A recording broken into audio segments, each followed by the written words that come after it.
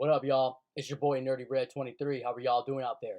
I'm here to talk about a very extraordinary album right here by the legendary Funkadelic. It's just self-titled Funkadelic. They released this debut classic of February 24th, 1970 through Westbound Records. Man, happy 56 years to this record right here. It's one of my favorite albums right here. I love this album. You got songs like Mommy, What's a Funkadelic? That's a classic right there. I Bet You, Music for My Mother, I Got a Thing, You Got a Thing, Everybody's Got a Thing, Good Old Music, Qualify and Satisfy, What is Soul? Man, this is definitely a must to own in your collection. One of my favorite records by Funkadelic. Man, I just love this album. And it's on orange vinyl too. So more to it, the group that would become Funkadelic was formed by George Clinton in 1964 as the unnamed backing section for his doo-wop group, the Parliaments, and Funkadelic signed to Westbound in 1968. Around this time, the group's music evolved from soul and doo-wop into a harder guitar-driven mix of psychedelic rock and soul and funk, much influenced by the popular musical and political movements of the time. Jimi Hendrix, Sly Stone, MC5, and Vanilla Fudge were major inspirations. And the band made their first live television performance on Say Brother on October 7th of 1969. They played a jam with songs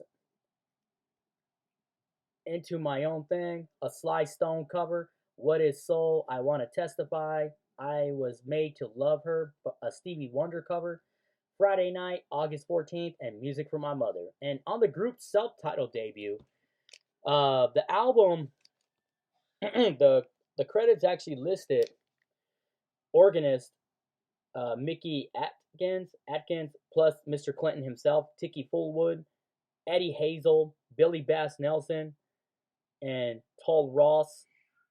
The recording also included the rest of the Parliament singers, still uncredited because of contractual concerns, and several uncredited session musicians then employed by Motown, as well as Ray Monette of Rare Earth.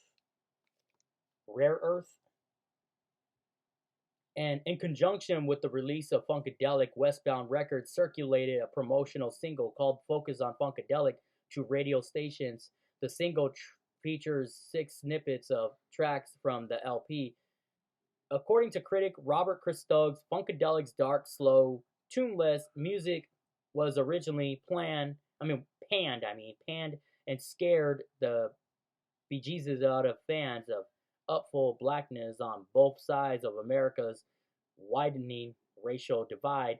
Writing in Christgau's record guide, Rock Albums of the 70s, 1981, Christgau jokingly referred to Clinton as someone from Carolina who encountered eternity on LSD and vowed to contain it in a groove.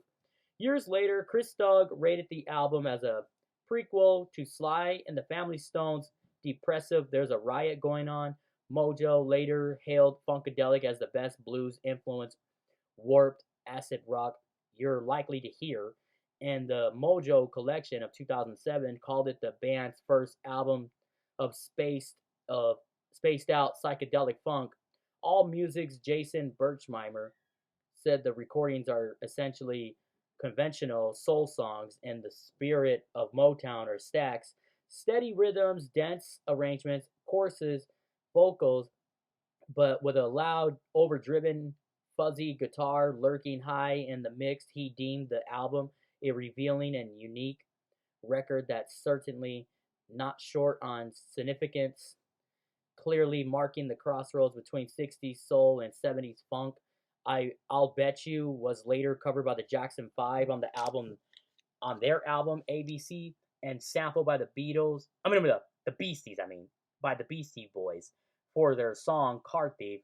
The 2005 CD reissued also contains their version of Can't Shake It Loose, which was recorded 2 years prior by Diana Ross and the Supremes on their album Love Child. And more recent years, the Red Hot Chili Peppers have combined the main riff of Mommy What's a Funkadelic and certain parts of the lyrics from What Is Soul in live shows, a version which appears as a B-side on their 2002 single, By the Way.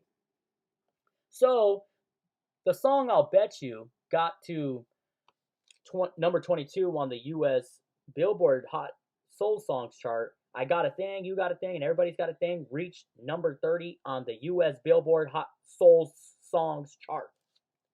I really love this record, man. It's one of my favorite records by Funkadelic. I'll show y'all the LP. Ooh, look at that. Orange. Man, that is extraordinary, phenomenal. I love this record. For being 56 years old, this is still a funky classic, and I'm still going to bump this on my turntable. Y'all already know. Ooh. What is your favorite song off this classic? Don't forget to hit that like and subscribe and comment and follow your boy, and I will be glad to return. God bless and stay safe. Keep playing the P-Funk on your turntables, y'all, especially their debut record. Peace.